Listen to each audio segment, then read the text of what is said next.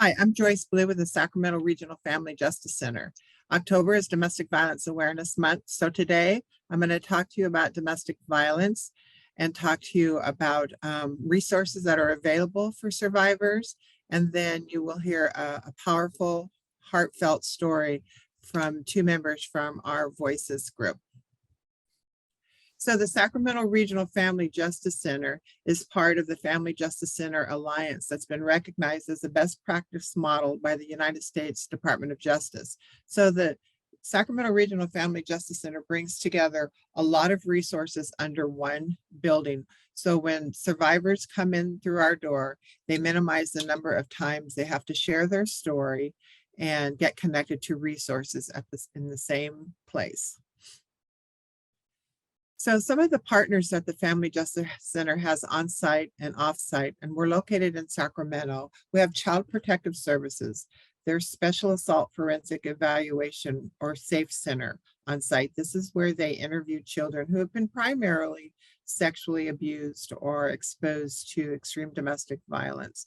There's law enforcement who will interview them. We have 4 forensic interview rooms. So there's law enforcement on one side of a window while a Child Protective Services forensic evaluator is interviewing the child. They do amazing work there. We have Adult Protective Services on site also. They're one of our partners. We have a community-based organization called Lao Community Development. They're on site a couple weeks. And then we have our local domestic violence program. WEAVE means When Everyone Acts, Violence Ends. They're our local rape crisis center and domestic violence program. We have My Sister's House, which focuses primarily on Pacific Islander survivors, but they serve all victims. We have Sacramento Sheriff and Police Department, along with the Sacramento District Attorney's Office. Other partners are Elk Grove Police Department, Citrus Heights, Folsom, and other law enforcement agencies. And then we have some other community-based organizations. For example, CASH stands for Community Against Sexual Harm, City of Refuge, Chicks in Crisis, Bridge Network, and other partners. Some of our hospital partners are Mercy, Dignity Health, their Safe Haven program, Sutter, and Kaiser. Some of the services that are offered at the Sacramento Regional Family Justice Center, and by the way, all of our services are free. We have legal services for survivors. So we do domestic violence restraining orders, individuals who have children and who don't have children. We do elder abuse restraining orders. About 18% of our clientele has been elders. We do restraining order filings and pick up the orders. We will review the order with the survivors. We have a process server that we partner with, so we'll serve them or connect with law enforcement to serve them. We'll provide court support and advocacy and other legal consultations. So individuals might come in with child custody issues, divorce, housing issues, any kind of legal thing, we can support them or get them to the right place. We do crisis intervention and counseling. So we have individual counseling. We offer therapy and peer counseling, group counseling, crisis intervention. Every client that comes in gets a lethality assessment. So we do a danger assessment, strangulation assessments, and suicide assessments. We do advocacy and safety planning. All of our clients that come through the door, we do a safety planning with them. We have a Voices group.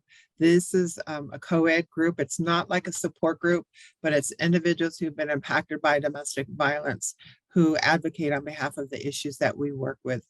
In fact, the Family Justice Center works with domestic violence, sexual assault, human trafficking, elder, and child abuse. We are a problem-solving agency here in Sacramento to assess for permanent housing. We have a human trafficking program, so we have a 24-hour hotline, and that number is 1-844-664-7233. We do medical with our human trafficking. We get them connected to medical services, legal, and case management. And then we provide information and referral, and we also have a comfort pet. His name is Buddy. He's a Labradoodle dog, and he really does amazing work here at the center. We also have a youth program. So one of our youth program is called CATCH. That's Children and Teens Creating Hope. So underneath that, we have our Camp Hope America. This is where we send kids to camp every summer. They get to go for a week and be kids, just have fun. Most of these kids have been exposed to domestic violence or human trafficking. We just did 1 week. We took 21 kids in August, and we're getting ready to go up next weekend for a weekend with 7 kids. They do monthly leadership activities, so we're always doing something with them every month. So this weekend they're going hiking up at Donner. We get them connected to like emergency responders or law enforcement. They had a tour of all the colleges. So just really help them reach their goals and their dreams. We do child therapy. We have free child therapy here. We do 60 to 80 kids a year receiving services there. We have our youth groups. We have 2 youth groups. One is our healthy relationships group, and we're currently in the middle of our emotions and music groups for teens. We have 2 youth gang and gun violence prevention programs. They're located in areas of Sacramento where there's been some high gang violence in the Del Paso Heights and the Oak Park area. This is just an overview of some of the services that we offer. We also do training. We're known for our collaboration, and we have a great internship and volunteer program. Under our training, we've been training law enforcement, in particular 911 dispatchers, on assessing for high-risk domestic violence to include strangulation. We offer twice a year a 56-hour training academy. And if anybody would like to go through that academy, it is free. All you have to do is go to our website or call our agency. We'll give you more information. We provide information and training to medical providers. We do strangulation prevention training, advocacy training, safety planning training, and we are going to be doing some training this next week with the DA's office in another county in Placer on danger assessments and screening for high-risk domestic violence. Some of the collaborative partners that we participate in, and this is just a few, we actively participate on the Sacramento County Domestic Violence Death Review Team, Sacramento's Domestic Violence Prevention Collaborative, Adult Protective Multidisciplinary Teams, the Sacramento Together Human Trafficking Collaborative, the Elder Abuse Collaborative with Weave and Loud, so there's 2 collaboratives there. The Sacramento District Attorney Voices for Victims, and that's what this is about right now, and just other collaborations. We have a great internship program. We partner with local universities and several online universities. We have MSW students, criminal justice and law students, and then there's a lot of volunteer opportunities. And again, for more information, you can contact our agency. So let's talk a little bit about the dynamics of domestic violence. This is a simple definition of domestic violence. It's a pattern of abusive behavior in any relationship that is used by one partner to gain or maintain power and control over another intimate partner. Strangulation is one of the most lethal forms of domestic violence. If a person has been strangled once, they're at least 750% at risk for homicide if they've been strangled once. And if they've been strangled more than once, that percentage goes up to over 1,000% if strangled more and or if guns are involved. So why should we care about strangulation? First of all, because it's very lethal. I know here at the Family Justice Center, when we opened our doors in 2016, we had 29 cases of strangulation. We were not trained on it. We didn't assess for it. So those were 29 individuals who self-reported that they were strangled.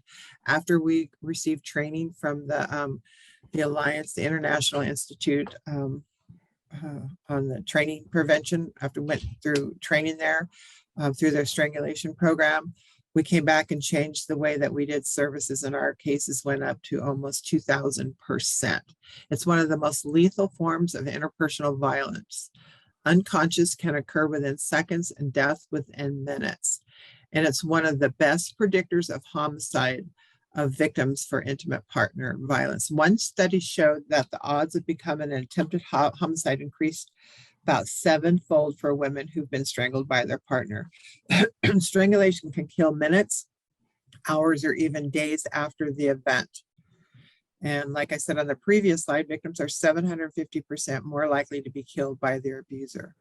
And abusers who strangle are more likely to have deadly confrontation with their families, law enforcement, and the public. So I put this in here just so you can kind of get a sense of how fast someone can die. Strangulation does equal death. It only takes about 4 pounds of pressure to cut off both jugular veins. So if you think about opening a soda pop, a soda can, that pressure is more than 4 pounds. So it takes 10 seconds being strangled or that airflow being cut off where you can receive brain damage, 10 to 20 seconds loss of unconsciousness, 2 minutes full unconsciousness, and 4 minutes can equal death. And when it comes to guns and domestic violence, this is a real lethal combination. Nearly half of all women murdered in the United States are likely are killed by a current or former intimate partner, and more than half of these intimate partner homicides are by firearms. Women are 5 times more likely to be murdered by an abusive partner when the abuser has access to gun. So recently, this last year, we started collecting data here on every client that comes through the door via our intake to find out if their partners have access to a gun. And so I just, for this presentation, I just went through June, July, August, and September. So the last 4 months, over 30% of our clients had shared that their partner has access to a gun, has a gun or access to. So I think it's real important that we all assess for homicide and for those high risk cases. This is a tool that we use here at the Family Justice Center. We administer Dr. Jackie Campbell's danger assessment. We call it the DA, she calls it the DA-20. And we incorporate this assessment into our discussion with our clients when they come in. So when a survivor comes in, they get connected immediately to a case manager, and then we do this danger assessment on them via conversation versus having the assessment itself on a clipboard. We go through and have a discussion. And then I don't know if you can see, but on number 10 on the danger assessment, if it's marked yes or no, we ask the question, has anyone ever applied pressure to your neck? Sometimes people will mark no, but then when we have a discussion about strangulation or choking, whatever term they use, that number often gets changed because they'll say, well, maybe recently I haven't been choked, but I have in the past. And remember, if you've been choked at least one time, you're at 750% chance of being choked again and getting death. And then have a discussion about the seriousness, the severity of strangulation and the consequences. We ask additional questions too. If they've marked yes, I don't have this questionnaire on here, but if you'd like it, you can have it also. But it asks more in-depth questions like, when you were choked, how many times were you choked? What were you thinking of when you choked? Did you urinate on yourself or defecate? Number 20 is, have you ever threatened or tried to commit suicide? If they mark yes on that question, then I think your intervention might need to change. You want to get more information and do a different kind, maybe a suicide assessment. It's a great tool though. And when you're doing safety planning with victims, you can build your safety plan around the assessment tool. This is what's called the Danger Assessment 5. This is the same questions that are on the Danger Assessment 20 that you just saw that was created by Dr. Campbell. These are 5 high-risk questions, and this was really made for people who are in crisis, who are in a hurry to do their work, like for example, healthcare providers. That's what this was originally designed for. We give it to our law enforcement to use also, but it's a brief assessment that identifies women who are at high risk for homicide or severe injury by an intimate partner. So the 5 questions are, these are the 5 high risk questions. Has the physical violence increased in frequency over the past year? So if they say there's been no violence at all, there's been emotional abuse until today when I came in. So we can mark yes on there. They can mark yes on there because it's increased. Has he ever used a weapon against you or threatened you with a weapon? Remember the stats that I gave you how many women are killed by the use of a gun? And do you believe that he is capable of killing you? And has he ever tried to choke or strangle you? If yes, did he ever choke you? About how long? Did it happen more than once? And did you ever lose conscious or think you may have? And is he violently and constantly jealous of you? And the reason why that is high risk, because women who are in the process of leaving these relationships are at greater risk of getting seriously hurt or even killed in the process of leaving. It's the most dangerous time. And don't get me wrong here. We serve a lot of men who are victims of domestic violence. The greater number are women. So I just don't want anyone to think that males don't get abused and that there aren't services out there for them, because there are, and we offer those. So this is a great tool here to use if you don't have time to spend with someone to do the 20 question. If they answer these 5 questions here, you know, this is a really good tool. We've done training with 911 dispatchers to keep these 5 questions when a call comes in, and that they can get answered. And if these are answered, they can put it in the CAD call, and law enforcement will then get it, and it can possibly even save a law officer's life, knowing what they're going into. So leaving is often the most dangerous time. Individuals who are in the process of leaving are at serious risk of getting hurt or even killed in the process of leaving. And the reason why is the more control the survivor takes in their life, the more out of control their abusive partner is liable to become, because the victim is taking more, the survivor is taking more control, and they're not liking it, and they become out of control. On the domestic violence death review team that I serve on here in Sacramento, a high percentage of those individuals who were killed were in the process of leaving. So it's really important to do safety planning with individuals that you work with. It's probably one of the most important services that we offer, because restraining orders don't save lives. You know, they're good. They start a legal paper trail. They let the courts know that you're serious about wanting protection from abuse. The safety planning is what saves lives. And some people think sometimes that safety planning is just a one-time thing. I just do the safety plan and I'm done. And it's not. Safety planning is more than one time. You should always be strategizing on ways to be safe with your survivor, creating a safety plan throughout the entire process with them. It's always changing, it's fluid. So it's always changing. So if they're going to court, you see them the first time, you do a safety plan, then they go to court, you want to do another safety plan. You want to follow up with them and check in on their safety and see if things need to change. Ask those specific questions, be direct, talk about the risk factors, and give resources, and again, that follow-up. And most of all, you should always be giving hope for a brighter future. And then we need to really let our survivors know that they should prioritize medical first, and give them all the reasons why self-care and healthcare is important. It's an important piece of safety planning. Again, safety planning saves lives. These are just some 7 kind of keys, things to consider when safety planning. You want to think about when you're creating a safety plan with your survivor. What are they going to do during the incident? If they're preparing to leave, if they've left or they're outside of the home now, what are they going to do when they're in the home? Safety at work, safety with their children, and in particular nowadays, safety with technology. We always ask people when they come in here to take all their social media locations turned off. And if you want to know more about safety planning, you can always contact the Family Justice Center here. I really like this tool. This is something that you can download right now on your phone. I have it on mine. It's called My Plan. It's a tool to help with safety and decisions if you or someone you care about is experiencing abuse in their intimate relationship. It also has the danger assessment on there, so you could do the danger assessment with someone.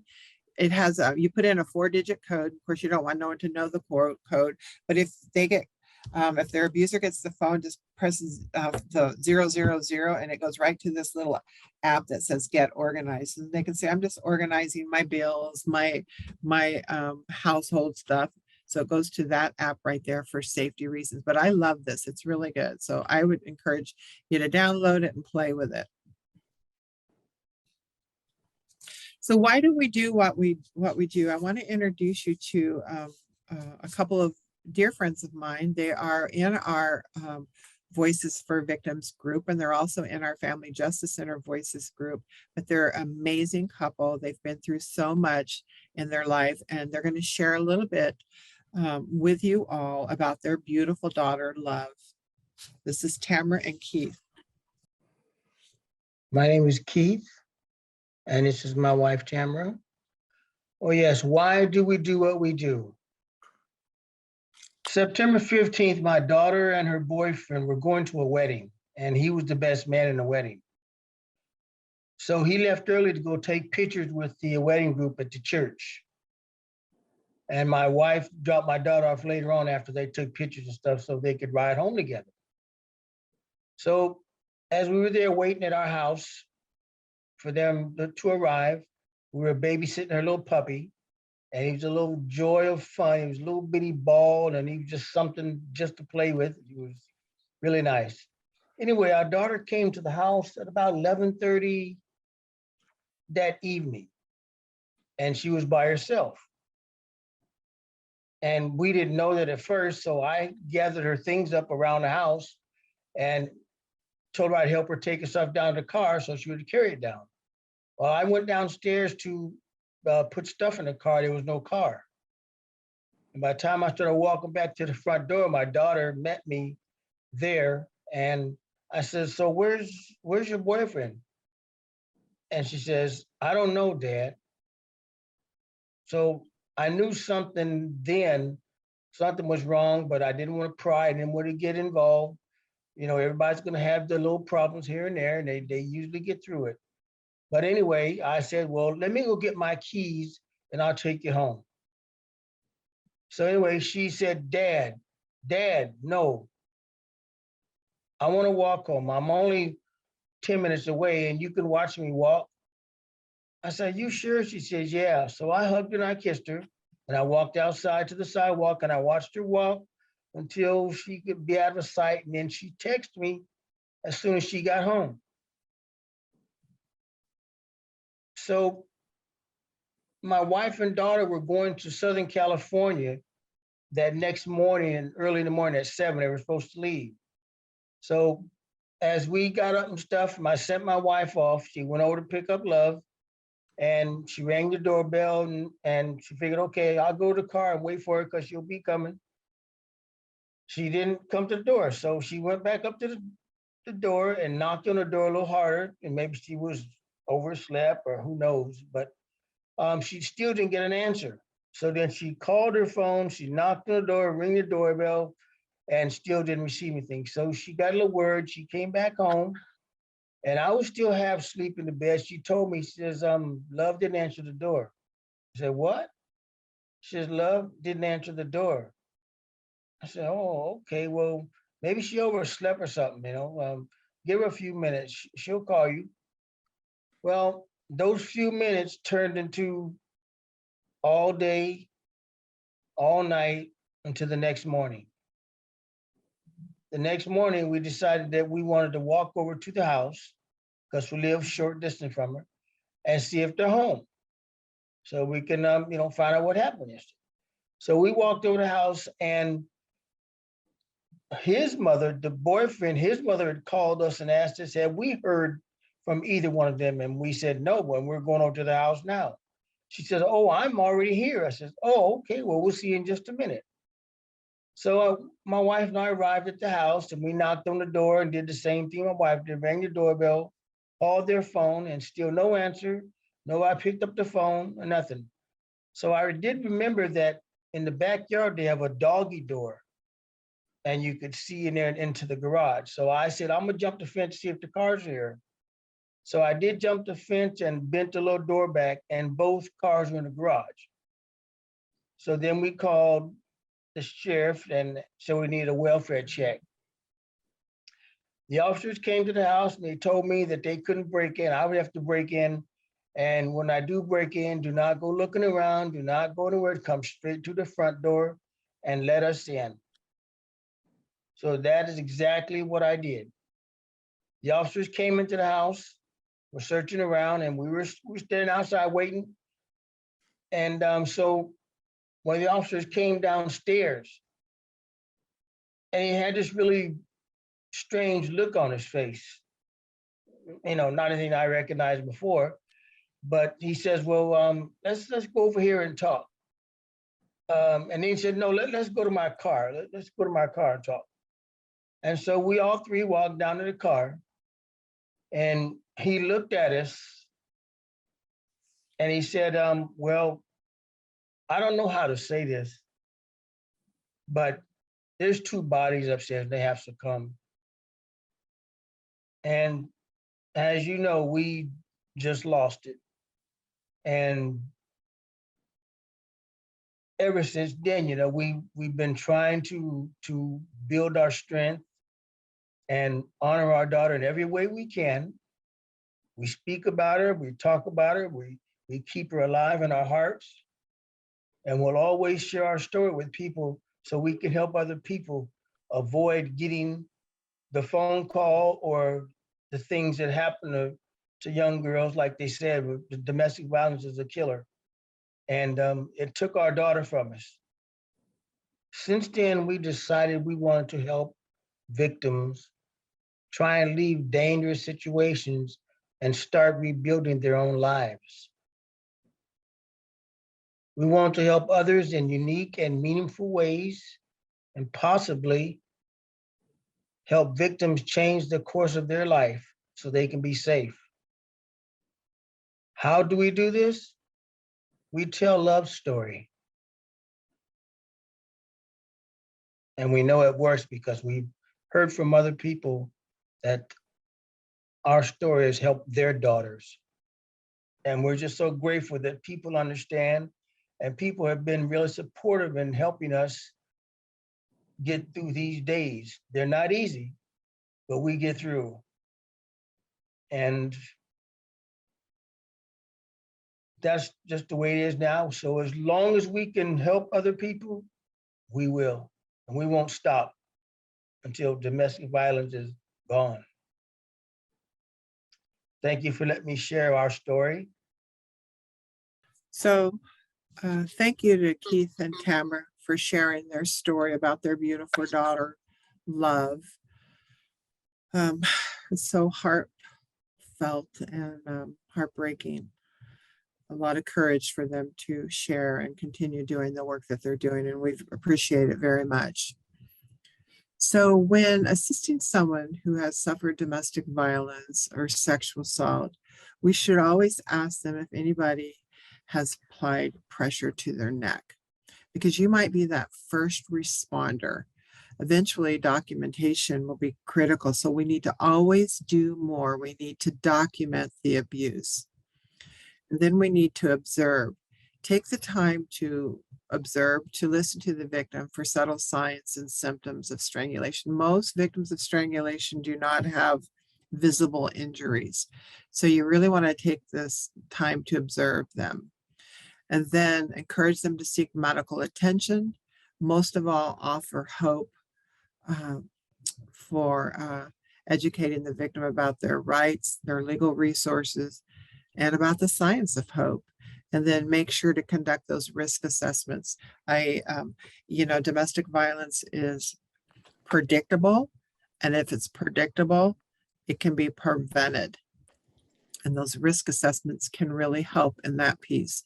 And then educate the victim and others about the resources, about the seriousness, the lethality, and the long-term consequences, in particular of strangulation.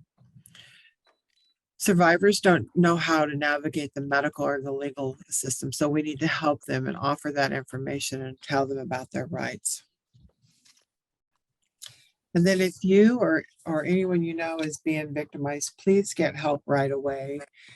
Call the Sacramento Regional Family Justice Center or a Family Justice Center or a local domestic violence program in your community. You can call our human trafficking hotline here in Sacramento, but there's the National Domestic Violence Hotline where you can call it and they can get you connected to programs in your county or state.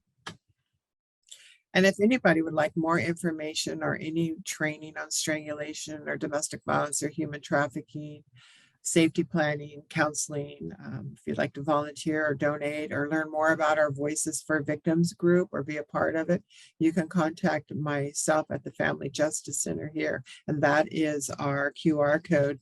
If you just want to put your phone up to that, it'll take you right to our website. And thank you. And this is my contact information. Again, there's been a lot of activities in Sacramento and around the whole country this month on domestic violence.